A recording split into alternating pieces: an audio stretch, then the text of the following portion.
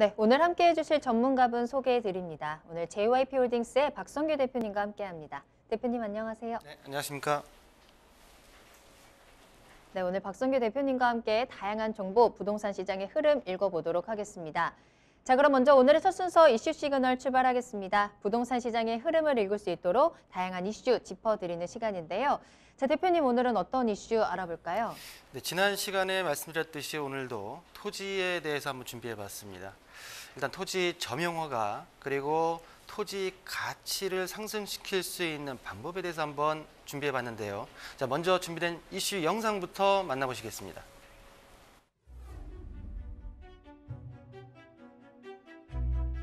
토지 투자의 고수들은 주식의 고수들이 저평가된 주식을 비싼 값에 팔듯 저평가된 땅에 주목한다는 말 들어보셨나요?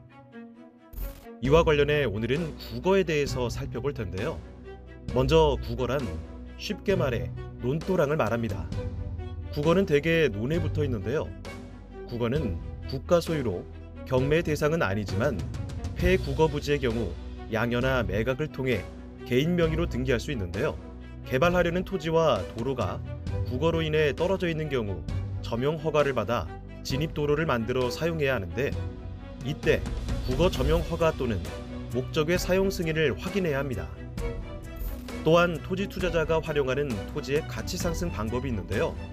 바로 토지의 지목, 용도, 형질을 변경하는 세 가지 방법입니다. 지목이란 토지의 종류를, 용도란 건축법에 의거한 건축물의 용도를 말하며 토지의 형질 변경이란 토지의 형태를 바꾸는 것을 말하는데요. 예를 들어 임야의 흙을 깎아 평지로 만드는 행위 등이 해당됩니다. 이렇게 땅의 지목, 형질, 용도가 변경되면 토지의 가치는 큰 폭으로 상승하게 됩니다. 오늘 부동산 시그널에서는 토지의 가치를 상승시키는 방법으로 국어 점용 허가와 토지의 지목, 형질, 용도 변경에 대해 자세히 살펴보겠습니다. 지난 방송을 보고 그리고 지난 방송에 나간 내용의 유튜브를 제가 한번 검색해봤어요. 네. 현격하게 주택에 대한 이슈를 했을 때와 토지에 대한 이슈를 했을 때 조회수가 좀 작다라는 생각을 했었는데 네.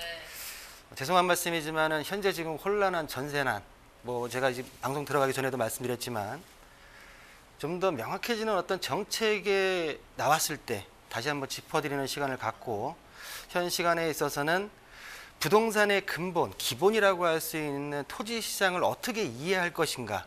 그게 토지 시장의 이해가 주택 시장에 있어의 가격 흐름까지도 좌우할 수 있기 때문에 일단 기본적인 어떤 기본 베이스부터 한번 말씀 좀 드려보겠습니다. 자, 토지 점용허가. 그냥 토지에 있어서 점용허가 무슨 허가인가 보다 라고 생각하실 수가 있는데 토지 투자를 하실 때, 토지 개발을 하실 때 조금 더 저렴한 비용으로 토지를 매입해서 내가 좀 더 넓은 땅을 활용할 수 있는 방법입니다. 제 돈 주고 제대로 된 토지를 매입할 수도 있겠지만 초기 매수 자금을 적게 들여서 내가 다른 방법을 활용해서 토지의 가치를 올릴 수 있다면 모든 부동산 투자의 기본적인 전략이 아닌가라는 부분으로 이해를 하시면 될 것 같고요. 먼저 토지 점용허가. 토지 점용허가에는 우리 영상에서도 얘기했지만 국어도 있고요. 하천도 있고 도로 점용도 있고 공유수면 점용허가도 있습니다.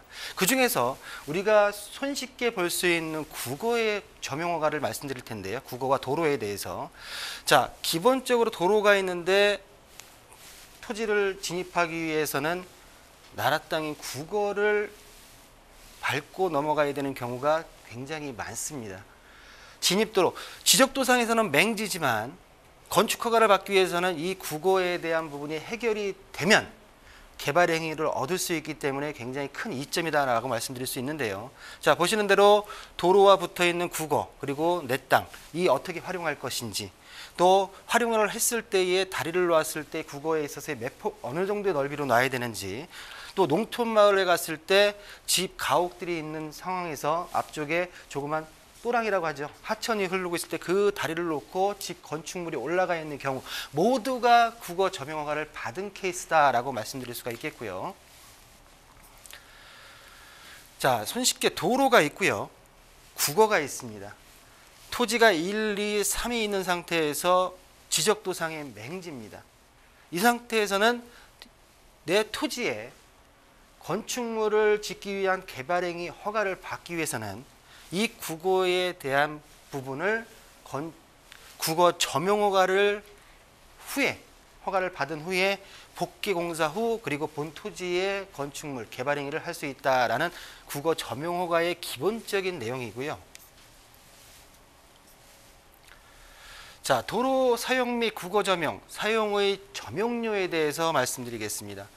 도로까지 껴져 있는 토지를 매입하는 게 가장 좋겠지만 가격이 총 투입 비용이 많이 들어가고 라고 했을 경우엔 도로 사용 점용이나 아니면 국어 점용에 대한 사용료를 내면서 내가 도로로서 활용할 수가 있기 때문에 연간 단위로 징수가 되고요.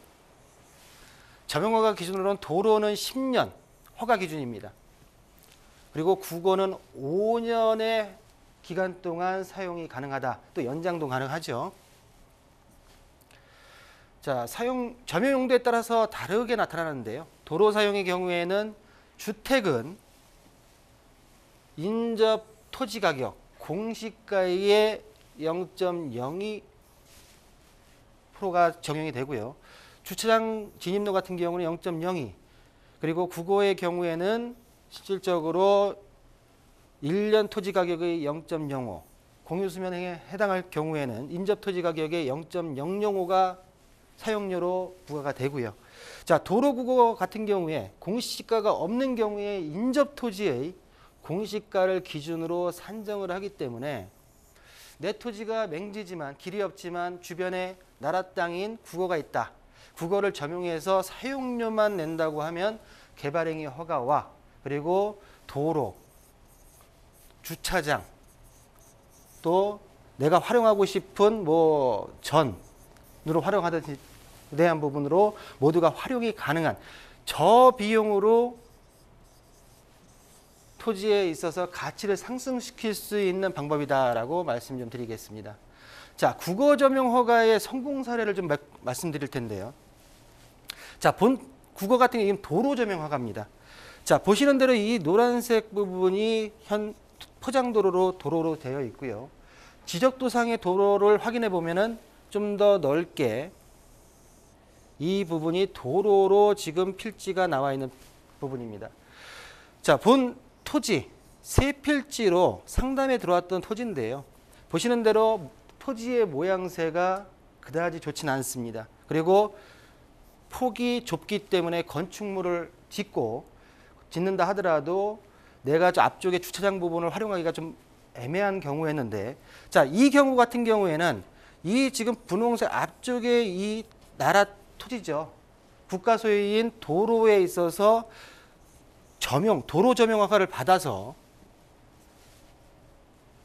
가든을 만들어서 지금 운영 중인데, 본인 토지에 있어서는 건축물을 지었고요. 도로 점용 허가를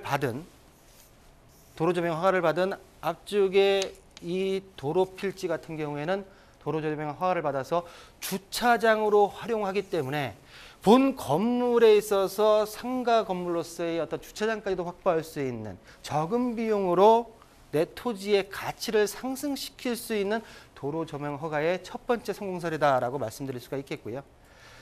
자, 두 번째입니다. 이 본 케이스는 국어 점용 허가인데요. 진입로가 있기 때문에 실질적으로 건축하는 데는 문제가 안 됩니다. 그러나 옆쪽으로 국어의 점용 허가를 받아서 좀 더 넓게, 본 토지보다 넓게 내가 활용할 수 있는, 텃밭으로 활용할 수 있는 적은 비용을 들이면서 활용할 수 있는 공간을 확보시킬 수 있는 국어 점용 허가의 두 번째 성공 사례다라고 말씀드릴 수가 있겠고요. 그러면 국어 점용 허가는 내 옆에 국어만 있다고 하게 되면 무조건 받을 수 있느냐? 그건 아닙니다. 자, 보시는 대로 2차 도로가 있고 어떤 시설인지 모르겠지만 넓게 국어 점용 허가를 받아서 건축물을 올렸습니다. 바로 옆쪽에 내 토지가 있는 상태에서 나도 똑같이 점용 허가를 받아서 건축물을 올리면 되겠지 라고 생각할 수 있는데, 기존에 이 국어에 대해서 먼저 점용허가를 받은 사람이 있다면 이 선행해서 받은 점용허가 자에게 동의를 얻어야지만 내 토지에 대해서도 국어 점용허가를 활용해서 개발 행위를 할 수 있다라는 부분이기 때문에, 꼭 내가 토지를 국어를 활용해서 진입로를 만들거나 활용을 하신다고 하면 꼭 지자체의 매수 전에 확인, 이 국어에서 점용허가가 들어와 있습니까? 라는 부분으로 먼저 확인 후에 토지를 매수하셔야지 추후에 내가 내 땅 토지를 활용하는 데 있어서 문제가 없다라고 말씀 좀 드릴 수가 있겠고요. 자, 지금까지는 국어에 대해서 말씀을 좀 드렸고요. 다음은 토지에 있어서 가치 상승, 지목, 형질, 용도 변경에 대해서 좀 말씀 좀 드려보겠습니다. 자, 보시는 토지 용도와 지목의 종류인데요. 실제로 용도 지역 같은 경우에는 도시 지역, 비도시 지역으로 지역이 나뉘면서, 도시 지역 같은 경우에는 주상공록 네 가지로 지역이 나뉩니다. 비도시 지역 같은 경우에는 관리 지역, 농림 지역, 자연환경 보전 지역으로 나뉘면서 전 국토가 도시 지역이 17% 정도, 비도시 지역이 83% 정도가 현재 지금 국토의 용도 지역이 지정돼 있다라고 말씀 좀 드릴 수가 있는데요. 또한 플러스에서 용도 지역, 구역 등이 있고요. 지목이 토지에 있어서 지목, 어떻게 보면은 그 토지에 있어서의 어떤 이름이라고 할 수 있겠죠.